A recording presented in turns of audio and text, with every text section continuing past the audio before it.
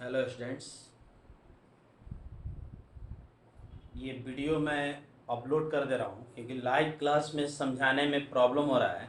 क्योंकि बहुत सारे बच्चे मैसेज तरह तरह के भेजते हैं कि ये तो मैसेज का रिप्लाई करूँ, पढ़ूँ या पढ़ाऊँ, थोड़ा प्रॉब्लम होता है। लाइव क्लास में सिर्फ क्वेश्चन होगा, इससे रिलेटेड जितना क्वेश्चन होगा लाइव क्लास में बता दिया जाएगा। बट ये जितना भी टर्म है आप जो देख रहे हैं इसको अपलोड कर देना, समझिएगा। सुनिए, विषय वस्तु पर आते हैं, है ना। देखिए, बिलियन को मैंने शुरू से लेकर चल रहा था और पीपीएम मात्रक तक सारा चीज हमने डील कर दिया, ठीक है। अब है बिलियन का अणुसंख्य गुणधर्म। ये मैं पढ़ा रहा हूं, आप इस पर ये भी ध्यान दीजिएगा कि जिस दिन क्लास खुलेगा मैं कोशिश करूंगा कि कम समय में ज्यादा से ज्यादा सारी बातों को ऑफलाइन आपसे मेंटेन कर पाए। लेकिन आप हतोत्साहित न हो, आपके मन में ये गलत मैसेज ना पहुंचे कि सर पढ़ा नहीं रहे हैं। सर तो पढ़ा रहे हैं लेकिन आपके दिमाग में ये गलत मैसेज ना पहुंचे, इसलिए मैं आज से वीडियो अपलोड कर रहा हूँ। प्रतिदिन वीडियो अपलोड करूंगा, आप देखिएगा। और लाइव क्लास में आपका क्वेश्चन चलेंगे, ओके। तो थोड़ा ध्यान दीजिएगा। देखिए, विलयन का अणुसंख्य गुणधर्म, इसके बारे में हमने बताया था कि विलयन में पाए जाने वाले ऐसे गुण जो विलयन में उपस्थित विलेय के कणों या अणुओं की संख्या पर निर्भर करता है, उसी को कहा जाता है विलयन का अणुसंख्य गुण धर्म। और विलयन का अणुसंख्य गुण धर्म 4 होते हैं। सुन लीजिए कौन कौन। पहला होता है वाष्प दाब में अपेक्षित अवनमन, जिसको अंग्रेजी में कहा जाता है relative lowering in vapour pressure. दूसरा होता है क्वथनांक में उन्नयन, एलिवेशन इन बॉइलिंग पॉइंट। और तीसरा होता है हिमांक में अवनमन, डिप्रेशन इन फ्रीजिंग पॉइंट। और चौथा है परासरण दाब, अंग्रेजी में कहा जाता है क्या, ऑस्मोटिक प्रेशर। ये 4 होता है। 4 में पहला हम पढ़ेंगे वाष्प दाब में अपेक्षित अवनमन। इसको भी हम लोग 3 फेज में पढ़ेंगे। कैसे कि पहला फेज में आप देखिएगा क्या, वाष्प दाब। दूसरा फेज में देखेंगे वाष्प दाब में अवनमन। और तीसरा में देखेंगे वाष्प दाब में अपेक्षित अवनमन, ठीक है। अब हम पहले वाष्प दाब को देखते हैं। अंग्रेजी में कहा जाता है वेपर प्रेशर। वेपर मीन्स वाष्प, प्रेशर मीन्स दाब। डिफिनीशन आप लोग लिख लीजिएगा कि जब किसी बंद बर्तन, ये शब्द इंपॉर्टेंट है इसके लिए, क्योंकि यदि बर्तन बंद नहीं होगा तो कभी वाष्प दाब प्राप्त नहीं होगा। ये मन में जो गलत भावना है कि वाष्प जो दाब आरोपित करता है वही वाष्प दाब होता है, ये डिफिनीशन कभी हो नहीं सकता है। डिफिनीशन जब भी होगा तो क्या होगा कि जब किसी बंद बर्तन में वाष्पीकरण एवं निम्नीकरण दोनों प्रक्रिया साम्यावस्था में आ जाए और उस अवस्था में जो दाब आरोपित होता है उसे वाष्प दाब कहा जाता है। फिर से सुन लीजिए कि जब किसी बंद बर्तन में वाष्पीकरण एवं निम्नीकरण दोनों प्रक्रिया साम्यावस्था में, जब शब्द को समझते हैं, वाष्पीकरण और निम्नीकरण ये दोनों शब्द बहुत बार समझाया गया है, इस बार भी समझ लीजिए कि जब किसी द्रव या जल को, मान लीजिए आपके लिए आसान होगा, जल को गर्म किया जाता है तो गर्म करने के पश्चात थोड़ा देर में जल जो है वाष्प में परिवर्तित होता है। जल उच्च तापमान पर वाष्प में परिवर्तित होता है, तो इस प्रक्रिया को वाष्पीकरण कहा जाता है। अंग्रेजी में कहा जाता है क्या, तो वेपोराइजेशन, है ना। और जब वाष्प जल में परिवर्तित हो जाता है तो इसको निम्नीकरण अंग्रेजी में कहा जाता है क्या, तो कंडेंसेशन, है ना। ये वाष्प जब जल में परिवर्तित होता है तो निम्नीकरण अंग्रेजी में कहते हैं कंडेंसेशन। और जल जब वाष्प में परिवर्तित होता है तो इसको कहते हैं वेपोराइजेशन। अब देखिए, जल जब वाष्प में बदलेगा उच्च तापमान पर तो वाष्पीकरण, और वाष्प जब जल में परिवर्तित होगा तो निम्न तापमान पे, जिसको कहेंगे निम्नीकरण। इसकी थोड़ी बातें बता रहे हैं। पानी को गर्म करते हैं तो वाष्प बनता है, ये सभी लोग जानते हैं। ये प्रक्रिया में बहुत लोग कंफ्यूजन रहता है, तो ध्यान से सुनिए। गर्मी के दिनों में इस समय आप फ्रिज का एक बोतल पानी निकाल कर कहीं टेबल पर रख दीजिएगा तो देखिएगा कि थोड़ा देर के बाद ठंडे बोतल पर पानी की छोटी छोटी बूंदें एकत्रित हो जाती है।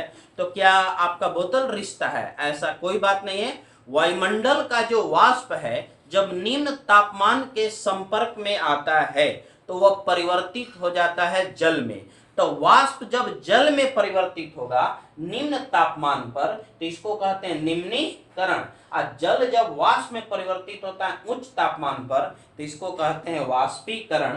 तो एक हुआ आपका क्या? निम्नीकरण, और एक का नाम हुआ क्या? वाष्पीकरण। ठीक है, अब सुन लीजिए। जब ये दोनों प्रक्रिया बंद बर्तन, तो ये एक आपका बंद बर्तन है, देखिए बंद बर्तन है, ये पारा है, क्योंकि दाब का मेजरमेंट पारा द्वारा ही होता है। जैसे आप देखे होंगे कि कोई भी व्यक्ति जब ब्लड प्रेशर का मापन कराता है तो डॉक्टर के पास जो जाता है तो ऐसे वाला मशीन होता है ना, तो ऐसे से दाबता है तो उसमें देखते हैं कि पारा की ऊंचाई बढ़ती है। तो पारा की जब ऊंचाई बढ़ती है तो वही उसका दाब का मापन करता है mmHg में। तो सुन लीजिए, एक बंद बर्तन है, इसमें ये आपका क्या है? H2O। H2 माने क्या होता है? जल है। अब देखिए क्या होगा कि जब जल को गर्म कीजिएगा, है ना, जब जल को आप क्या करिएगा? गर्म। जब जल को आप गर्म कीजिएगा तो होगा क्या कि जल पहले गर्म होगा, है ना, गर्म होते होते होते अब इसमें से वाष्प निकलना शुरू हो जाएगा, है ना। ये जो है आपका क्या है?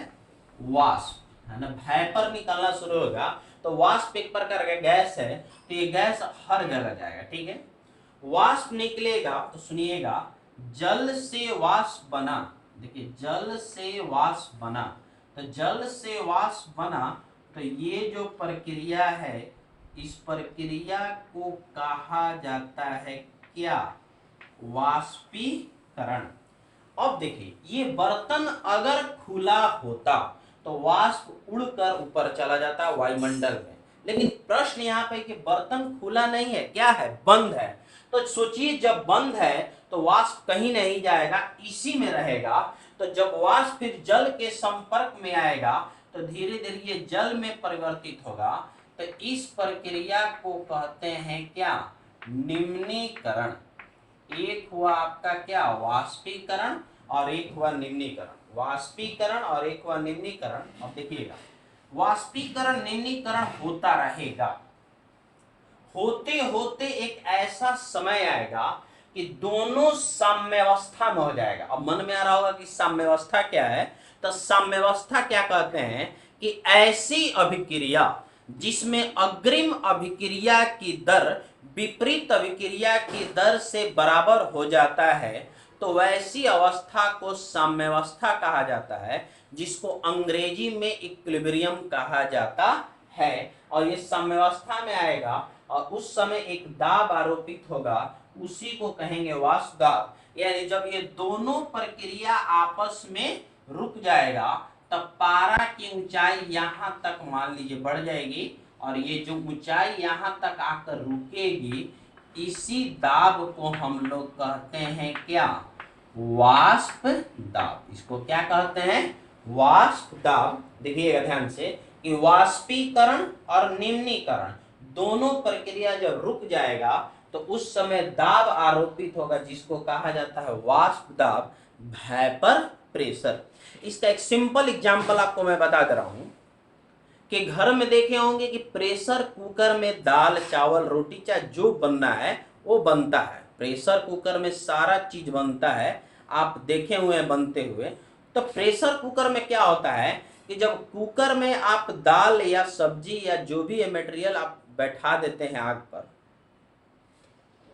तो पहले उसमें का जल जो भी हो लिक्विड वो गर्म होता है। अगर वो प्रेशर कुकर बंद बर्तन नहीं होता तो उसमें का वाष्प कभी उसमें रुकता नहीं।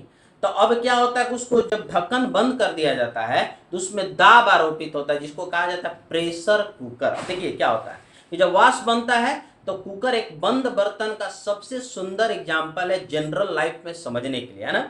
तो जैसे ही कुकर को रखा जाता है तो उसमें का वाष्प एकत्रित बनता है, वाष्प वायुमंडल में नहीं जाता, उसी में रहता है। तो जैसे ही वाष्प बना तो वाष्पीकरण, और फिर वाष्प उसी जल में परिवर्तित होता है, तो वह हो गया निम्नीकरण। तो कुकर में दोनों प्रक्रिया होता है, वाष्पीकरण निम्नीकरण, वाष्पीकरण निम्नीकरण, वाष्पीकरण निम्नीकरण होते होते होते होते एक ऐसा समय आता है कि दोनों प्रक्रिया कुछ समय के लिए रुक जाता है, और जैसे ही रुकता है उस समय कुकर के अंदर वाष्प दाब क्रिएट होता है, और जैसे ही वाष्प दाब उत्पन्न होता है उसी समय कुकर का सीटी बजता है, और कुकर का सीटी बजा, और जब तक वाष्प दाब रहा कुकर की सीटी बजना हुआ, और जैसे ही वाष्प दाब नहीं होगा, कम होगा, वह कुकर का सीटी बंद हो जाएगा। तो सुन लीजिएगा ध्यान से, ऐसा नहीं कि कुकर का सीटी बंद हो गया तो उसमें का सारा वाष्प खत्म हो गया, सारा वाष्प नहीं खत्म। जैसे ही कुकर का सीटी बंद हुआ फिर प्रक्रिया शुरू होता है, क्या, वाष्पीकरण निम्नीकरण, वाष्पीकरण निम्नीकरण, फिर होता है, फिर कुकर सीटी मारता है। ऐसे करते करते लगातार होता है। ऐसा नहीं कि वाष्प कुकर सीटी नहीं मारता है, वाष्प दाब पर बनता है।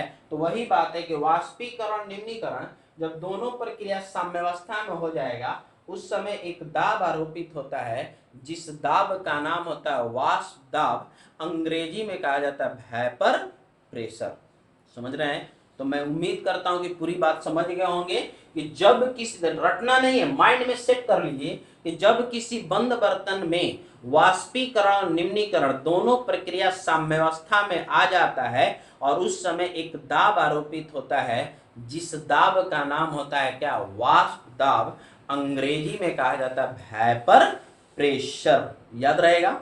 अब देखिए इसके बाद हम लोग देखेंगे वाष्प दाब में अवनमन, है ना। तो ये इसके बाद, अब ये वाष्प दाब हो गया। अब इसके बाद अगला लेक्चर में आप देखिएगा क्या, तो वाष्प दाब में अवनमन। इसके बाद हम देखेंगे वाष्प दाब में अवनमन। तो पहले आप इतना समझ लीजिएगा, और ये नेक्स्ट लेक्चर में आप देखिएगा क्या, तो वाष्प दाब में अवनमन। ठीक है, आप इसको केयर करके देख लीजिए। मैं पूरी बात समझाने, आप लाइन से सुनिएगा, समझिएगा। लाइव क्लास में इससे रिलेटेड क्वेश्चन चलेगा। ठीक है, थैंक यू।